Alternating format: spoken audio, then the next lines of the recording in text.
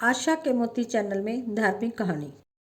एक बार एक बहुत बड़े संत अपने एक शिष्य के साथ दिल्ली से वृंदावन को वापस आ रहे थे। रास्ते में उनकी कार खराब हो गई। वहीं पास में एक ढाबा था। शिष्य ने संत को वहां चलकर थोड़ा आराम करने का आग्रह किया, जब तक कार ठीक ना हो जाए या कोई दूसरा इंतजाम ना हो जाए। ढाबे के मालिक ने जब देखा कि इतने बड़े संत उसके ढाबे पर आए हैं, उसने जल्दी जल्दी शुद्ध सात्विक भोजन तैयार करवाया और संत से आग्रह किया कि कृपया कर आप भोजन ग्रहण करें। संत ने बड़े ही विनम्र भाव से कहा कि वो सिर्फ भोग लगा हुआ प्रसाद ही पाते हैं। ढाबे का मालिक बहुत निराश हुआ और शिष्य भी दुखी था कि संत ने सुबह से कुछ खाया ही नहीं। ठीक उसी समय एक और कार आ गई, वहां रुकी, जिसमें से एक दंपत्ति गोपाल जी को लेकर बाहर निकले और ढाबे के मालिक से कहा कि कुछ सात्विक भोजन तैयार करवा दीजिए, मेरे गोपाल जी के भोग का समय हो गया है। उन्होंने बताया कि वो लोग वृंदावन से दिल्ली अपने घर वापस जा रहे थे।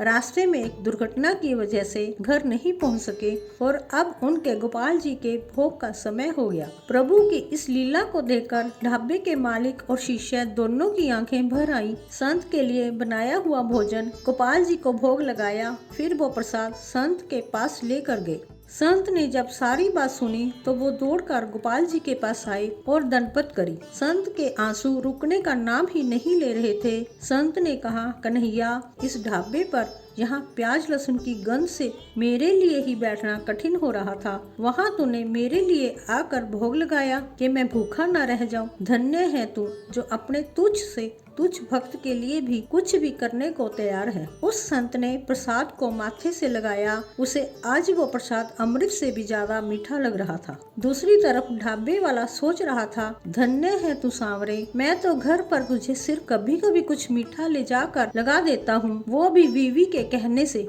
और तू मेरी इच्छा पूरी करने खुद ही चल कर आ गया।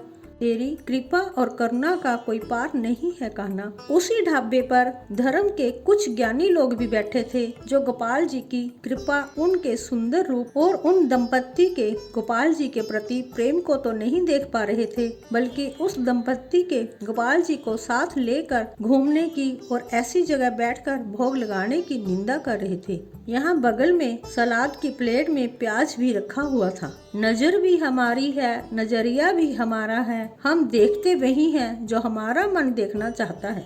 माखन की छोटी सी लोई के लिए गोपियों को नाच नाच रिझाता है, यह तो वो कहना है जो राम रूप में भिलनी के जूठे बेर भी स्वाद से ले लेकर खाता है। जय श्री राधे।